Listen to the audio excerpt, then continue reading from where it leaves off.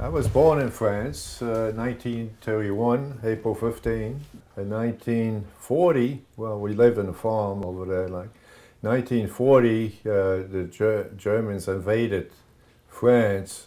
After we were liberated, when the Americans came in 1944, I came to the United States in 1947, which to live with my grandmothers was the land of opportunity. After being here for a while, and the jobs were a little scarce, and of course, since I didn't speak English, I was being taken advantage of and all that. So I went with a couple of, this uncle of mine and another friend, we went to see about joining the service. And that same day, I came back with a 3-day pass in my pocket. It happened so fast that even the family was angry with me. 3 days later, I reported to Fort Dix. In fact, it was the 4th of July weekend, and it was pretty hot. And since I didn't have any uniforms and all that, they issued us a raincoat. So we had to wear a raincoat over our civilian clothes. And that July heat. So we had 14 weeks of basic there. And then I flew over to Washington, Seattle. Well, actually, I went by railroad to Washington, Seattle, and then flew over to Japan. I spent a week in Japan, and then we got on a troop carrier and went to Incheon. We landed in Incheon, Thanksgiving, 1950. In fact, that was the last hot meal that we had. We got off the boat and spent the night on shore. The next morning, we took a troop train, well, cattle cars actually, and traveled the remaining of the day until the evening. And later we got on trucks, which I was sitting on the top of an ammunition truck, going over towards the front lines. Now, when I did join the front lines, they were already in the process of withdrawal. So from there, we started going back again, going south for a couple of hours, and then we set up a perimeter in this valley. We remained there till the next morning, and when we thought that the roadblock would be clear. But the roadblock was still there. They were firing at the roadblock. We had 3 pieces of artillery there that were firing all day at this roadblock. They had the planes also bombing there and all that. So finally, by the evening, we were told we're going to be able to move. In the meantime, there was a couple of tanks that passed by, and whoever was in charge stopped one of them, and they used the tank to destroy those 3 pieces of artillery, since there was no ammo left and we couldn't take them with us. So plus they kept the tank behind us as to guard the rear of the convoy. Now the convoy was only moving very slow, a couple of feet at a time, 50, 100 feet at a time. Evidently they must have been fighting their way through that roadblock.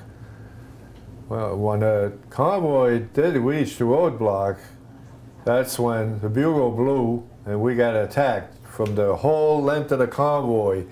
Evidently we had been surrounded, didn't even know it. So that's when everybody jumped off the trucks and they were running up the hill on the right side.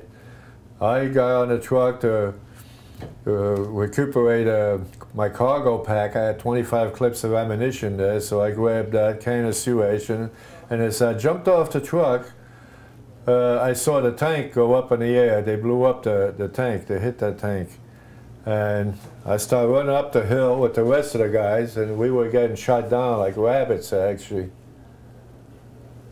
So when we got on the top of the hill, there was a group of us, 47 of us, that stayed together.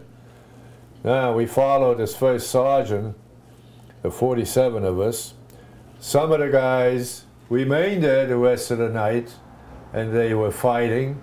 We were completely disorganized, really. There was no leadership. So we followed the sergeant and for about 2 hours until we got out of that area.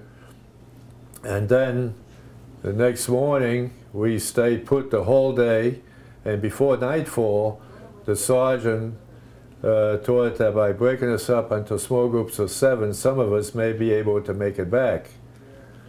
So I was in group number 2, actually, to leave this hill, and in order to go south, we had to cross the valley.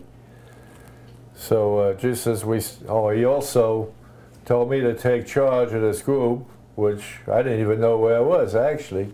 He took all the old-timers in this group, the corporals, squad leaders and all that, and he told me to take charge, and he says, take these 3 South Koreans, which they know the direction.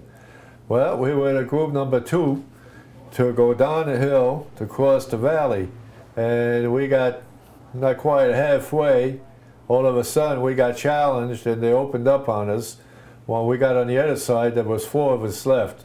Those 3 South Koreans, I don't know what happened to them, if they turned around, went back or what, but there was only 4 of us left. So the 4 of us continued on, and we were getting shot at every night.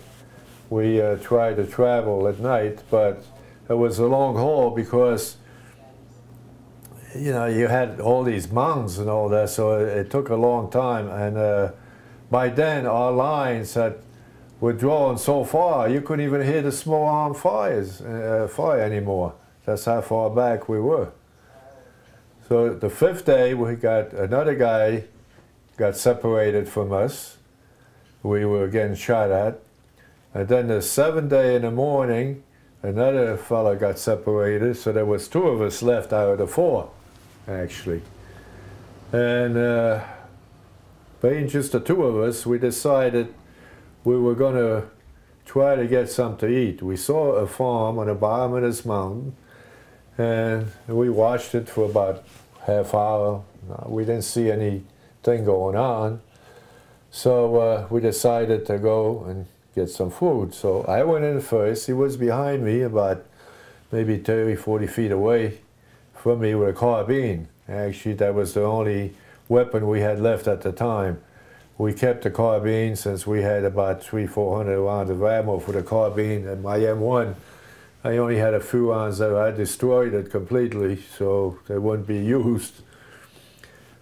So when I walked in around this farm, on the front of it, there was like a wooden fence with an opening on the side. And when I walked in, I couldn't believe it. There was about 25 Chinese soldiers sitting on the front porch. Even though it was a cold weather, they were sitting in the sun. And what it was a Chinese headquarters. They had taken this farm over and made a headquarters out of it. So when they saw me, they was just a surprise to see me there because it was so far back already behind the lines. One of them jumped up, came over to me, frisked me. I had a bayonet knife on me, took that. Another one grabbed a bulb gun.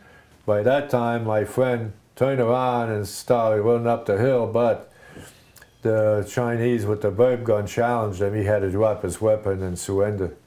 So they took us inside, where they had the other 2 guys that were separated from us previously. So the 4 of us were back together again, and they locked us into this storeroom, like a storage room, with a padlock on it, solid door. We didn't see no daylight.